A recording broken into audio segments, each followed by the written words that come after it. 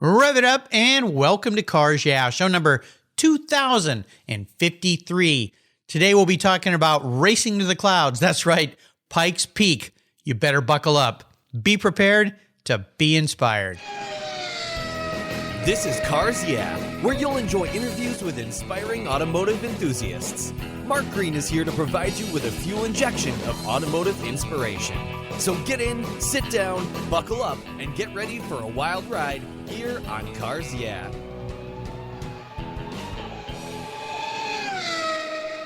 Hello, inspiring automotive enthusiasts, and welcome to Cars Yeah. Today I'm in Westchester, Pennsylvania with a very special guest by the name of David Donohue. You'll know that name. David, welcome to Cars Yeah. Do you have it in gear, and are you ready to release the clutch?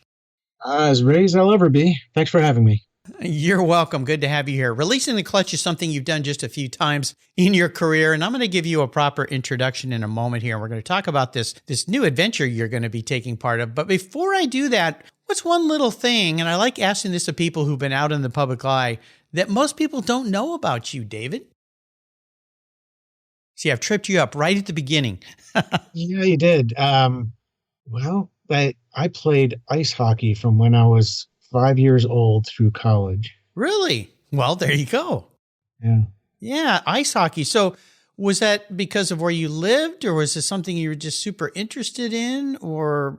5 years old, I don't know that you're really super interested in anything. Yeah. My mom just wanted to get rid of me, but it's kind of ironic. She wouldn't let me play football, but I was playing full contact ice hockey back then. There wasn't limits back then. Yeah. When I was doing that, it was before face masks and all that stuff. So. Oh my gosh.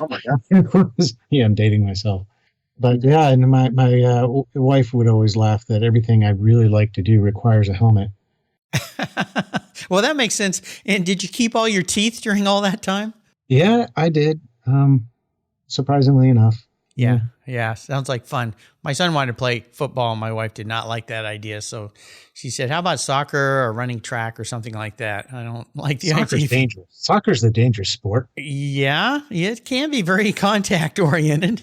I raced for decades and never ended up breaking a bone or getting a concussion or anything like that. My wife played soccer. She broke her arm. She got concussion. She herniated discs in her back. And I'm telling you, soccer's the dangerous sport.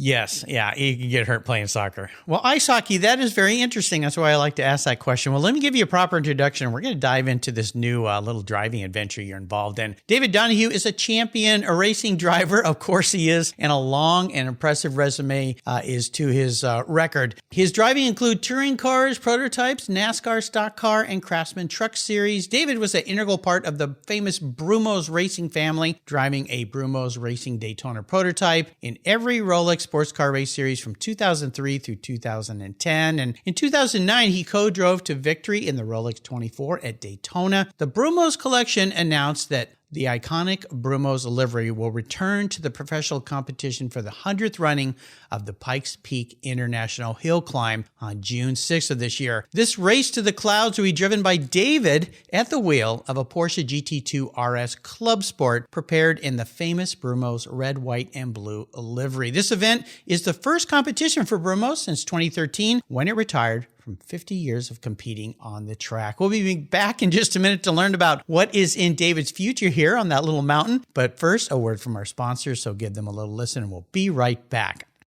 Covercraft's newest 5-layer indoor cover is especially engineered for indoor use, providing maximum dust protection when your vehicle's stored in the garage. Your 5-layer indoor cover is custom tailored with Covercraft's attention to detail, form, and fit with the quality and attention to detail that's been their standard since 1965. Even if your vehicle is always inside, dust and fallout can damage the paint, and an extra layer of soft, breathable material protects from accidental bumps and rubs. Covercraft protects cars, trucks, motorcycles, RVs, trailers, and watercraft too. Every one of my vehicles is protected with a Covercraft cover, custom fit to fit the car like a glove. And I have a deal for you. If you use the code YEAH21 at covercraft.com, you'll get 10% off your order plus free shipping. That's right, 10% off and free shipping. Simply use the code YEAH, YEAH21 at checkout. Covercraft, protecting the things that move you. I was tired of my rates for my collector car insurance going up every year for no explainable reason. My carrier seemed to be turning into a media company versus an insurance company, and I realized that a portion of my policy premium was paying for all those so-called free media goodies. So I did my homework, I talked to knowledgeable collectors, shopped around, and discovered American Collectors Insurance. They've been serving the collector car hobby since 1976. You last that long by properly serving your customers' insurance need, not with a lot of fluff. ACI is ranked the #1 online collector car insurance provider according to Google, Trustpilot, Facebook, and they offer their real person guarantee live support. No never-ending phone loops when you need help. Plus, because you don't use your classic car as a daily driver, you could save up to 40% compared to regular auto insurance. American Collectors Insurance provides agreed value policies. So if you experience a total loss to your collector vehicle or it's stolen, you'll be paid the amount listed on your declaration page, less any deductibles, of course. No ifs, ands, or buts. Give them a call today and ask for your free quote at 866-ACI-YEAH. That's 866-224-9324. Tell them you're a friend of mine, Mark Greens at Cars Yeah. American Collectors Insurance. Classic car insurance designed by collectors for collectors.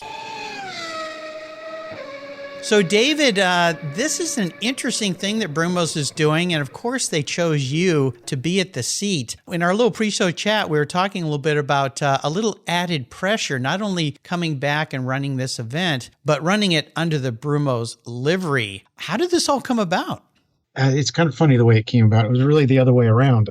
I had an entry into or accepted invitation into the race, and I'd done it every year since 2017 when Porsche Colorado Springs invited me to do it. And I said yes before I even knew what I was saying yes to, because, Pikes Peak is pretty iconic in the motorsport world. The Unzers have a great history there. I mean, there's all kinds of people. It's the second oldest race in the country. I really didn't know what I was getting into. And then I saw a video and I thought to myself, what, this maybe I'd actually bit off more than I could chew this time because it's 156 turns. It's 12 and a half miles. It's sort of similar to the Nürburgring in that regard, except it's a 2-lane road. There's really no runoff. Much of the course is above the tree line. The start line is at 9,500 feet. The finish line's at 14,100 feet. So there's not much oxygen and so forth up there. But anyway, to make a long story semi-short, I fell in love with the event. It's really grassroots. There's a lot of camaraderie between the competitors. You race the mountain even more than you race each other. And it's a real kind of fraternity when you get up there at the summit at the end of the race. And I just love keep going back. It's not like sports car racing today where it's really managed in the tower. The rules are one page. It's kind of, it allows a lot of interpretation, a lot of creativity. So when I got the invitation again, or my entry was accepted, I thought I had a deal semi put together, and it started unraveling, shall we say. Okay. I was trying to pull some pieces together, and I asked Dan Davis at Brumos at the collection. I had been in touch with him because some of my colleagues, I work for Audrain Motorsport now in Newport, Rhode Island, and some of my colleagues stopped by to visit, and so I'd been in touch with Dan at the Brumos collection for that reason, for my colleagues to visit the collection. And I ended up calling him up and saying, hey, did you want to play any kind of a role in this as I try to put it together? It may not happen, because I might have to withdraw, but if it does happen, it'd be kind of neat, so on and so forth. And the rest is history. He made a pretty big commitment, and here we are. We're going as a Brumos car. It's so exciting to me. And I've had a lot of people on this show who've raced that event in all different levels of skill and capacity. And I mean, from Bruce Canepa, Jeff Zwart, and many others, of course. Hurley Haywood has been a guest here, and he has a long relationship with Brumos. Brandon Starks, the executive director of the collection, was a guest of mine. Ray Schaefer worked for Brumos for years, that you probably know. So there's all these people in this family. So it must be a bit like a family reunion when you go and participate in an event like this. You said a lot of camaraderie at the top of the hill. Yeah, when you have Brumos on your back, it's a whole another level of personal pride, and not just what the brand stands for, but the character of the people involved. I personally don't ever want to let any of them down. And it goes beyond, just a kind of a superficial commitment to do something. It's really a commitment from the heart to try to make them proud. Bob Snodgrass, the former spiritual leader of Brumos back when we were doing the DP days, and he and Dan, when they gave you their word, it was better than any piece of paper that you could ever get. You really didn't need any contract or anything. When they said something, they did it. And, they were always there for me since I first met them back in the early 90s. And I just want to make sure that I never let them down, because I would feel worse than anything. The car you're going to be driving, a GT2 RS Clubsport, of course, Porsche livery, of course, tied to Brumos. What is that car? Have you driven those cars? What's that like for you? What do you anticipate when you strap yourself into that thing? Well, yeah, it's a bit of an interesting story, because the first time I took a GT2 RS Clubsport up the mountain, it was a Porsche of the main line car, Porsche of the main lines here in the Philadelphia area. And I kind of maybe talked a little bit too much smack about the mountain and what we could do there. And before I knew it, they had bought the car and say, all right, we're doing Pikes Peak. And I'm like, there's a lot more to it than just having the car. Yeah. And I panicked a little bit. And that's really when I came together with BBI as well. BBI Autosport in Newport Beach, California, or Huntington Beach, California. The LA area, they have had some success up in on the mountain in the past, and their program had fallen through, and they became really my technical partner in the setup of the car. And then it's sort of a Porsche family gathering, because we have Porsche of the main line, and our home base when we're out there is Porsche Colorado Springs with Joe Brenner and company. And they provide a lot of the infrastructure for us to work from and really kind of help that whole family effort. So we went out there and practiced, and the car was really, should I say, a little bit dicey. I'm kind of wondering what I committed to. And Tim Barisha and Jeremy Smallwood of BBI Autosport spent about 12 hours on the car, just corner weighting it and doing their thing that race teams do. And I went up the following day and went in the same section. I went 10 seconds or 10 seconds a section faster. 10 seconds? Yeah, it was huge. Whoa. And it was fun to drive. It was like I could attack it. And that's where, their intellectual knowledge comes into play. And you can't put a price tag on that. I was so grateful, and, it made the two Porsche dealerships look great, and we were looking really good. And then last year we went back again. The car was sponsored by Audrain Motorsport, which is the company I work for now, and we had modified the car quite a bit from an aerodynamic standpoint. And one of the main parts of the car failed. The front splitter failed, which was in testing, not on the mountain, thank God. And because we were behind in the assembly of the car, it failed race week, and you just can't rush Mother Nature. You can't make a carbon part faster than parts cure and can get laid up and so forth. So we really didn't get any practice in, and it was a bit of a mess. We didn't get to qualify very well, and we ended up third in class, but didn't really show our potential. So this year we're going back. It's the same kind of car, a different VIN, if you will. It's a new car, and we're going to basically put it together the way we did the last year's car, but albeit with a new front splitter that is more robust, and see what we can do. It sounds really exciting. I'd love for you to share with our listeners today a bit about this process of running on this mountain, because for people that aren't aware, Pikes Peak is one of those things that you get a couple shots at. That's kind of it. It's not like a normal race where you go out and practice and there's lap after lap after lap. It's a run and you're done. So what's the process? How much practice time do you get? Now, you've done it many times, so that adds incredible value to the experience. And then how does the run work? And then you're done. So kind of walk us through the process. Yeah, it is. I liken it to a single lap qualifier in the rain the morning you show up at the track. From a regular course perspective. So you never run the whole mountain as one unit, if you will, until the race. So you run it in sections. So you run the bottom section, the middle, and the top section, and they split everyone up into groups, and you practice in those sections. And how much practice you get is completely dependent on the day, whether it's raining or snowing or someone blows up and oils down the track, or sometimes you can get up to 5 runs in a section, sometimes 1, maybe even none if it's all fogged in. The mountain, because it's at such a high altitude, it's its own microclimate, or macroclimate almost, because it's so darn big. You can have 80 degrees at the bottom and it'd be snowing at the top. And you have everything in between the 2 points. So you really never know what you're going to get. And when we practice from daybreak, which is usually around 5:15 to 5:30 in the morning, to 8:30 in the morning. And then the mountain opens up to the public. So we're going through the gates. If you're practicing the top section, for example, it takes darn near an hour to get there from the gates. So you're going through the gates at 4 o'clock in the morning. Wow. Just so you can get up there. And it's, every year we're waking up at 2 or 3 in the morning, really miserable and wondering why we keep signing up for it. Of course, yeah.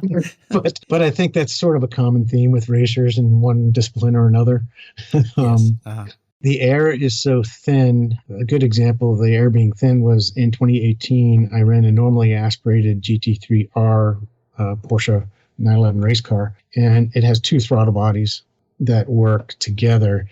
And the second throttle body doesn't open until about 3,000 RPM or so. And when you try to start it, first we had to send the ECU back to Porsche Motorsport for them to reprogram it so it would start, because there's not enough oxygen for it to realize that it's trying to start. And then once it started, it wouldn't get off idle because there wasn't enough oxygen for it to get the RPM high enough to open the second throttle body to allow it to get going. So, I mean, it's really a different scenario. Things don't cool very well because of the air is so thin. So you have to have cars who aren't prepared. They're overheating. Brakes can overheat. Turbos, you'd think a turbo would be the great equalizer, but the turbos spin faster, so you can overspin the turbo and it disintegrates. There are all kinds of new sets of problems that you face on the mountain that someone who's not familiar with it, they can get really caught off guard, because you get there and the problems are solvable, but maybe not in a week. Yeah, the time frame. Yeah, what do you do when you show up a car that actually can't run? It can be disappointing at times. I can't even imagine. And the cool thing about this event is there's so many different kinds of participants, different kind of vehicles. I mean, it's really a fascinating concept. You mentioned that you work at Audrain now. Of course, I know Donald Osborne. I've known him for, 20 years now. I actually met him at Retromobile in Paris long ago. And he was standing in front of a car at an auction, and we started talking, and that was the beginning. And now he's become a friend. I've been on the show a bunch of times. But what are you doing there? I know your title is Senior Vice President of Member Experience in Sales. What's your involvement there at Audrain?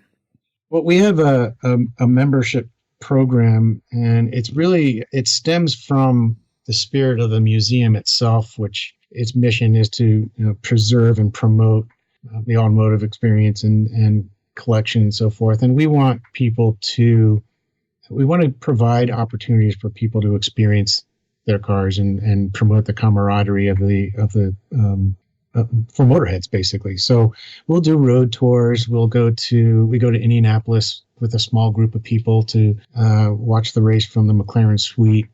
We have a road tour in Nashville later in the year in November. Some of the routes picked out by John Oates, and a couple collection visits and so forth throughout the 4 or 5 day experience. Frankly, right now, most of our team is at the Goodwood members meeting, because we're a presenting sponsor of the Goodwood members meeting. And we're entertaining some people over there as well in the Jackie Stewart Pavilion. And they're going to go to Blenheim Palace. They're going to tour McLaren. They're going to get a track day on the Goodwood circuit. So it's really a high-end-ish way for people to enjoy their hobby. We have in the Newport, Rhode Island area, there's a lot more events. There's Cars and Coffee every other Sunday. For the most part, sometimes it's a Saturday, depending on the weekend. And we have lots of facilities and so forth in the Newport area. So just a lot to do. Our calendar is I don't know, it's like 60 events long. It's a lot of little things and a lot of big things. We have a lot of what we call Motorsport Meetups, where we have the Formula One race on and a little car show in the back and a simulator going in the clubhouse. It's fun. It's just a way for people to gather and enjoy the hobby and enjoy each other's company. It sounds like a tough job. Yeah.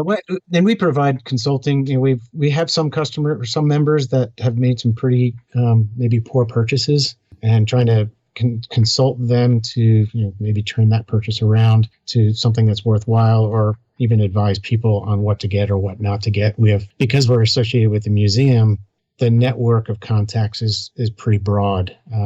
Just Donald Osborne has a pretty broad Rolodex, if you will, of contacts to find out about certain things.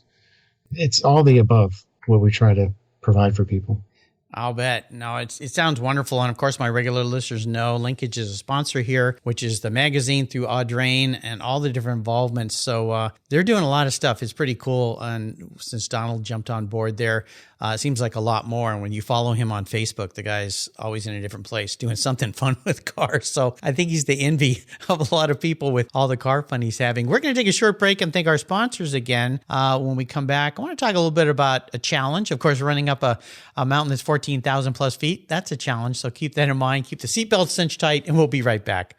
Auto Geek's Blackfire SiO2 Spray Sealant. It's a spray-on, wipe-off sealant that's quick, safe, and easy to clean and protect your vehicles. I love using it on all my cars. Auto Geek's Blackfire SiO2 Spray Sealant is a spray-on, wipe-away sealant that uses SiO2 ingredients to provide a slick, brilliant, and long-lasting shine. Silicon dioxide is known to be one of the most effective ingredients in car care products, and Blackfire Spray Sealant takes advantage of every stunning feature it has to offer. This sealant will protect your paint from road film, dirt, and other common contaminants while providing an impeccable, long-lasting, hydrophobic surface that forces water to sheet and bead on your paint for months. Go to autogeek.net to get yours and for the best product selections on the internet today, along with their skilled technical support. Autogeek.net is where I go for all my detailing needs. That's autogeek.net. Check them out today. I've discovered Linkage. It's a new quarterly publication and website that covers the automotive market, driving, restoring, collecting, and discovering your passion for motor vehicles. Linkage is about experiences, opinions, and values. Linkage is an actual informed, reasoned opinion based on first-hand experiences. A talented Linkage team covers the automotive world, the people who share your passion and mine, smart, considered, rational, and experienced opinions, ones you can learn from and grow. That includes our passion that drives auctions and the collector car market. So come with me and join us on this journey. And be sure to use the code CARSYEAH when you subscribe, and they'll give you $10 off. Boom! Linkage, geared for the automotive life. Subscribe today at linkagemag.com. So, David, let's talk about this big challenge question. I asked all my guests this question, and boy, being a race car driver, if that isn't a challenging career, ups and downs, you win one weekend, you lose the next. But I'd love for you to maybe talk about one big challenge that you faced that was a really valuable learning lesson when you look back on it and you got through that whole experience. Because you know what? If you're not pushing to fail, then you're not learning. So walk us through maybe a rough ride, if you would. That's pretty easy for me, actually. I after racing, I thought I was gonna. I did a couple of different things between working for PCNA and my driving career. I had tried to put together a driving school at one point. I spent a fortune with consultants and planning, and that didn't materialize. I couldn't make the business model work. I tried to do my own race program, and it was really, stereotypical is not the right word, but it went along the way that many race programs in their infancy go, where we had the plan, we knew what car we were going to get, we knew what team we were going to use, we had all the ingredients in place and a benefactor that was ready to fund it until it came time to sign on the dotted line. And then we ghosted us. Just disappeared. So, ouch. but you hear that all the time in motorsport. But I would say the biggest real challenge was when I was working for Porsche Cars North America on the 918 Spider project, and I was the customer relationship manager, and the car wasn't selling at the time. Of course, it ended up being a huge success. Thank goodness the car was really good, so it became a success because of its own merit. But the pressure of having that whole company and what they had put into that program and me being a large part responsible for its success, it was a lot of all-nighters. It was 40, I think I did 42 days straight on the road. At the times I came home during those 42 days, I would rent a car at the Philly airport, drive home, do some laundry, get a night's sleep, and drive back to the airport the next morning in the rental car because I was just gone all the time. Yeah. My boss at the time, Mike Ramsey, he allowed me to take the cars, and of course the senior management, the executive management of Porsche, let me take cars all over the country to get people in them. And in America, that's what sells them. If you had to qualify that car, the 918 Spider, if someone was qualified to buy one and they drove one, they had no reason to say no. It was that good. And it was just me flying around the country. And I had 4 cars. I was the thorn in Aisha Coker's side, because now she's vice president of marketing, but she was on the event side back then. And I was cutting it really close all the time with events and cars showing up. And she always liked to plan ahead to make sure that the event went off without a hitch. And I'd be showing up like the day before with the car, but she wants it there a week before. Of course, make sure everything is right. Yeah, I drove her nuts, but it ended up being successful. Thank goodness the car worked, and I think it showed a lot that it was just me and the car, no techs or anything, showing up at someone's house or at a dealership with this $1 million car and letting people drive it and then driving it away. 918 was a very interesting car. And when you look at Porsche over the years, they do this. I think of the 959 as another example of a car they come out with that is so advanced, so unique, so different. And I'm a Porsche guy. I've had many 911s, love Porsche, been a fan of the marque since I was a little kid. And whenever they make a big change like that, you kind of stop and go, it's like the 928 even when it came out. It's like, what are you doing? And is that what the 918, is that what caused that with that car? Because I look back now and I go, wow, when that thing came out, pretty out there. Hybrid type vehicle. I mean, very exotic looking, very different than your normal Porsche, 911, even race car. Is that what caused that at the time? Because now everyone wants one. Yeah, when they released the concept, people said, yeah, right. 900, almost 900 horsepower and 60 plus miles to the gallon. There's no way. It was really born from the CAFE regulations that were put in place for manufacturer fleets in Europe, and the environmental restrictions that were going to be put on the fleet as a whole. That put what we had thought of as a sports car back then in jeopardy. Right, it's like everyone's going to be driving a Prius, and the whole thing is going to be neutered because there's no enthusiasm behind something like that. And here they make a car that emits cleaner than a Prius, yet can outperform anything in a day. A lot of resources were put towards it that benefited the rest of the product line in terms of the transmission and the steering systems, and of course what came on later with the brake controller and hybrid logic and so forth. So a lot came from that car that trickled into the rest of the product line for years to come. And the proof is in the pudding. They've been, if you think about where Porsche was at the time and the demand of like the GT3s and so forth, there was demand for it, but it wasn't at all like it is today. No. Because we had a program where if you ordered the 918 as new, you became part of a so-called VIP program where you were eligible to buy any regular production car one a year that was provided to your dealer as an on-top allocation. So the dealers, there's really an incentive for the dealers to push the car because they were going to get all these extra cars. And then you had right of first refusal on any special production car, like GT cars or any limited production cars. And, we look back at that now as they shouldn't have done that. They didn't need to do that, yada, yada, yada.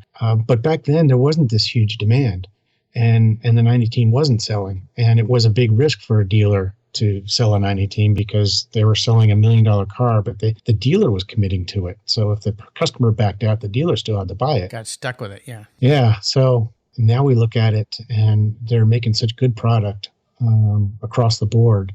It's like anyone who bought one was a genius. Well, hindsight is wonderful. If only we'd invested in Tesla when it first came out, or Amazon, or Apple, or Microsoft, any of those things, right? I mean, crystal balls. The thing was, it was the hardest work I'd ever done, and a lot of stress. I mean, if someone says a race car driver has it tough, they don't know what they're talking about. Because driving a race car was fun. It was a great lifestyle. Yeah. I was reasonably good at it. So, I mean, I had to try, but the hardest thing about being a race driver is finding a job. Mm-hmm. But actually doing it, I wouldn't call that hard relative to what other people in the workforce have to do. Amazing insider view of a car that now, of course, those things are trading for a fortune. But of course, the car market today is on fire and crazy and nuts, and especially the Porsche market. It's just mind-boggling to me. Let's talk about a special car. Obviously, the 918 is a pretty special car, but I asked all my guests this question. One very special car in your life that really stands out. Now, you've been in many cool race cars. You've probably owned a lot of very cool cars, but maybe today, if there's just one that comes to mind, and maybe share a story about that ride.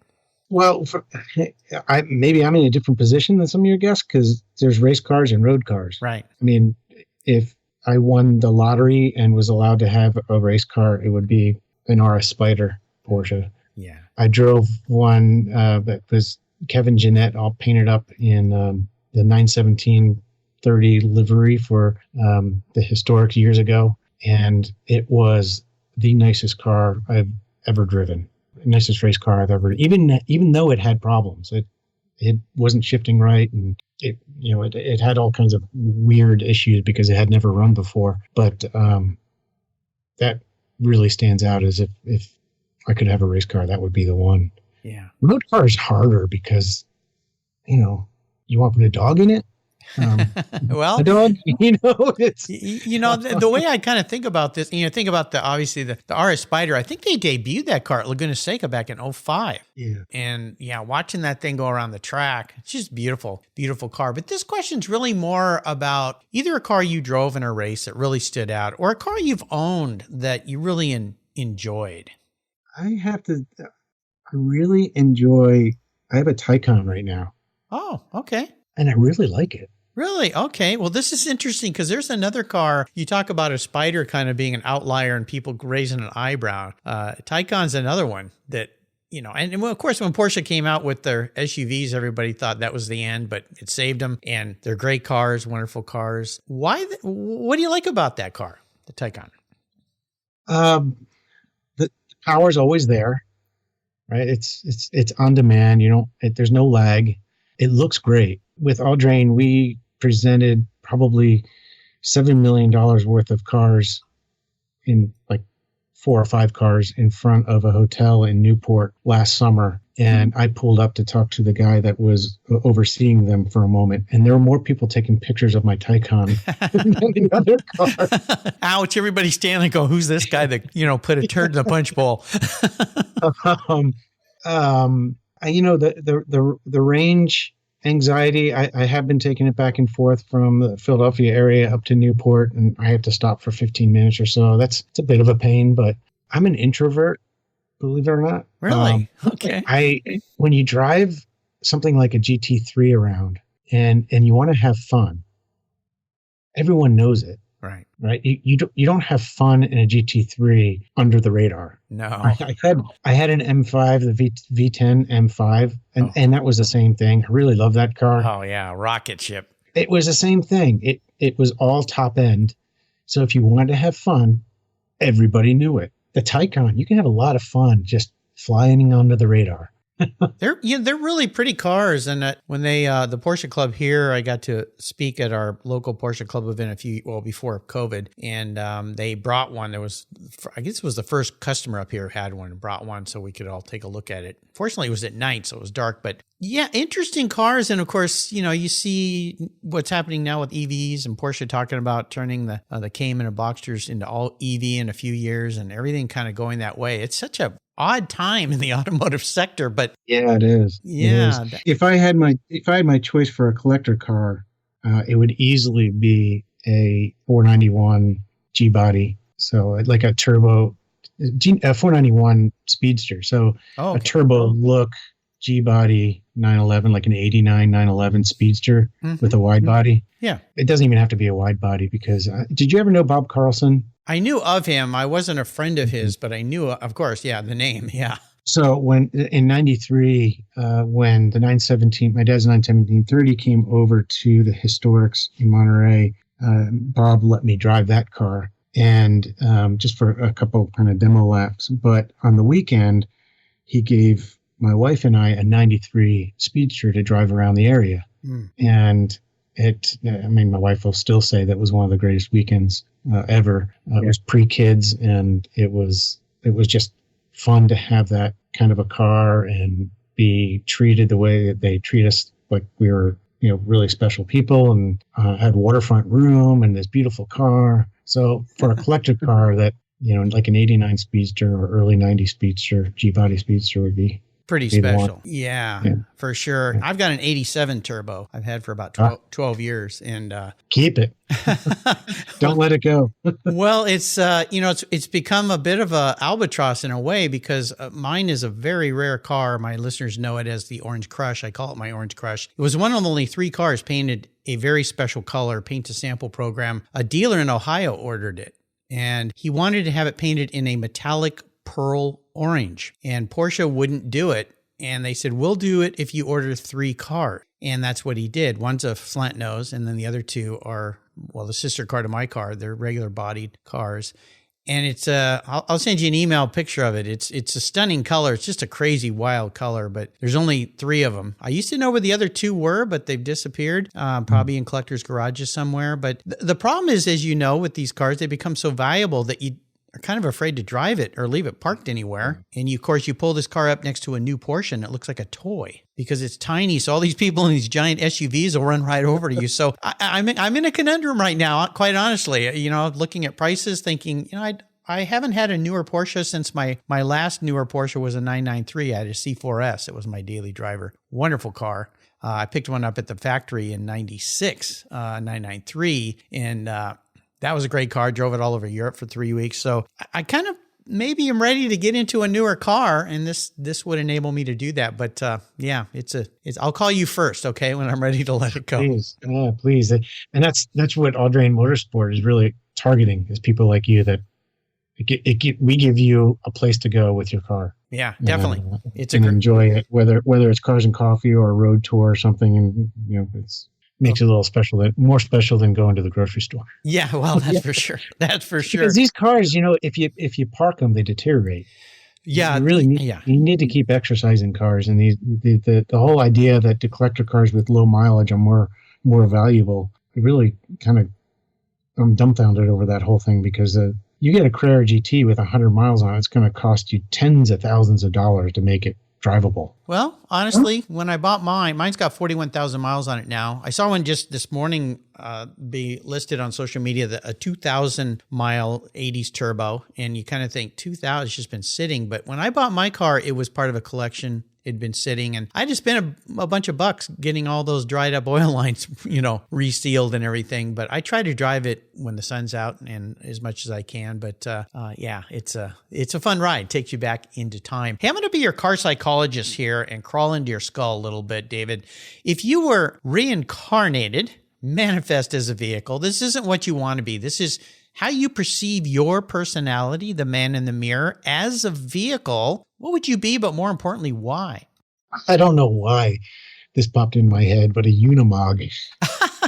Isn't that interesting? Because the guy who's on my show today, the day we're recording, he loves to restore, David Mans, he loves to restore Unimogs. And now he's got a business with his son where they restore Range Rovers and Defenders. But now this is interesting, David. And this is why I asked this question. Why would David Donohue be the complete antithesis of a fast race car? Well, I'm introverted, so that thing can go and hide anywhere. There you go. I can't tell you why, but that's what popped in my head. Well, this is interesting. That's why I asked that question. I love it when people go into the kind of their personality. That's what it's designed as. So yeah, you can go off in the hills and nobody will ever find you. And they never think to follow you either. Yeah, I would need a shrink. Well, I'll be your car shrink today, just a little bit. So let's talk about a great book before I let you go today. Is there a great book out there that you've really enjoyed? I know there's some great books about your dad and about his racing history, but is there one that stands out for you? Well, of course, there's The Unfair Advantage, which was the book my dad wrote. And the reason, I republished that back in 2000. And what strikes me about that book is, especially after being in the industry for a while, you think that, Mark Donohue and Roger Penske, they did all these unique things and they knew what they were doing. And, they had the motorsport world wrapped around their fingers. But when you read the book, you realize that they didn't know what the outcome of what they were doing was going to be. They had reason to do what they were doing, but it was all uncharted territory. And it put things in perspective for me in that, you need to keep exploring new things and trying new things in motorsport. But I just got the Brumos book. Oh, by Sean? Yeah. Cridlin? Yeah. Yeah. My wife was giving me the hairy eyeball. What the heck did you order again? Yeah, because there's always packages showing up on the front door. And this is heavy, so it must be expensive. So I haven't even had a chance to get into it. You're going to love it. It's awesome. Yeah. I mean, I've talked to Sean a bunch, obviously, when he was writing the book, and he was blown away by how big it became. Yeah. How much material was there and what a story was there. So I'm really keen on diving into that. There was stuff in there that Dan Davis didn't even know, and I'm sure Hurley didn't even know. But I think it's wonderful that stuff has gotten documented for history. Yeah, Sean did an awesome job with that. In fact, I've had him on the show a few times. He came back to do a show just about that book, just when it came out. So go back and listen to it because it's fascinating. And he talks about how this thing just exploded into this multi-volume element. And it had to. There was so much to tell. But I have a copy of your dad's book as well. I mean, awesome book. I got to sit in your dad's old car when it was at Canapa Shop one time. And I just sat in there I had to get out. It was like goosebumps going, how did he do this? I mean, monster. Wasn't it 1730? Yeah. Dangerous as hell. Oh, gosh. Yeah. Really? Yeah, I know. Who did these welds? It looked like a first day tech school weld. Yeah.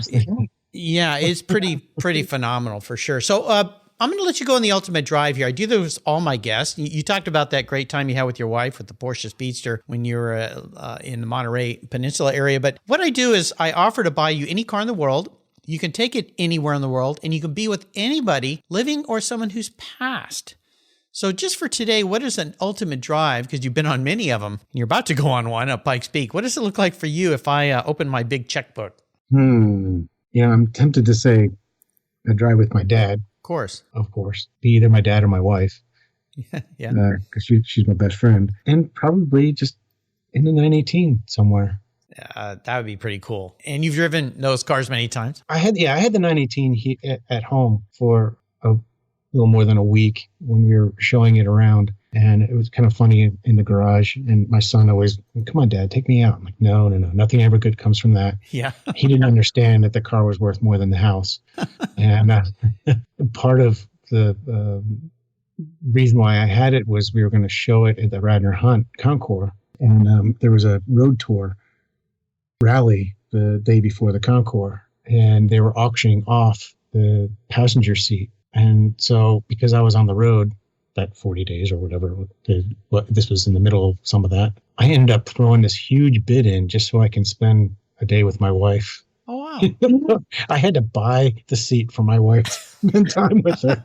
That's pretty funny, but very nice of you. Boy, that made some husband points. I don't think she ever saw the bill. No, well, that's probably for the best. Yeah, just like when you're buying Sean Cridlin's books or any other cool stuff that we buy that we try to hide when the doorbell rings. Nothing to see here, dear. There you go. Well, you've taken us on an awesome ride today, and I wish you the best. You're going to have fun driving back up the mountain again. Can't wait to watch. Before I let you go, could you share maybe some words of wisdom, inspirational quote, a mantra, something that stands out for you that you could share with our listeners today? That one's pretty easy, and it really stems from Brumos and Bob Snodgrass. And he would always say, whatever you do, do the right thing. And it's hard sometimes. It's not good and not easy in the short term, but in the long term, it pays off. Just always do the right thing. And, Dan Davis is the same way. Hurley's the same way. And yeah, it's words to live by. Absolutely, for sure. Well, listeners, I'm going to put links to the Pikes Peak Hill Climb website, the Audrain Motorsports website, and the Brumos collection, which if you find your way down in Florida, you got to go see that. If you missed my talks with some of these folks I mentioned today, they're all on the Cars Yeah podcast. And I want to do a shout out to our mutual friend, Judy Stropus, for bringing David to Cars Yeah today. Judy, thank you once again. She knows everybody, doesn't she? Gosh, yeah. And everybody knows her. They do. Everybody who is somebody knows her. Well, then I feel very part of a good group because I've known her for a while and she brings me some of the greatest guests. So Judy, thanks again. David, have a safe, fun adventure at Pikes Peak. Can't wait to see how things go there. I know you're going to do great. Thank you for sharing some time with us today and adventures and history and everything. It's been a wonderful talk. Until you and I talk again, I'll see you. I usually say down the road. In this case, up the road at the Pikes Peak Hill Climb. Have fun, buddy. All right, thank you very much. You're welcome. Want to hear something crazy? Veterans work on billions of dollars of vehicles, planes, and engines while deployed, but they can't touch our car until they've obtained a certification and training requirements for employment back here at home. That's crazy. Tech Force Foundation Military Transition Fund provides scholarships and grants so our veterans can transition to great careers following their service for this great country. Support Tech Force, a charity of choice here at Cars Yeah, and its workforce development efforts for our veterans by donating at techforce.org today. Thank you so much for joining us on today's ride here at Cars Yeah. Drive on over to carsyeah.com to find show notes and inspiring automotive fun. Download your free copy of Filler Up, a fun book filled with gorgeous photographs of fuel filler fun, including quotes from more inspiring automotive enthusiasts. Download your copy today, and we'll see you next time on Cars Yeah.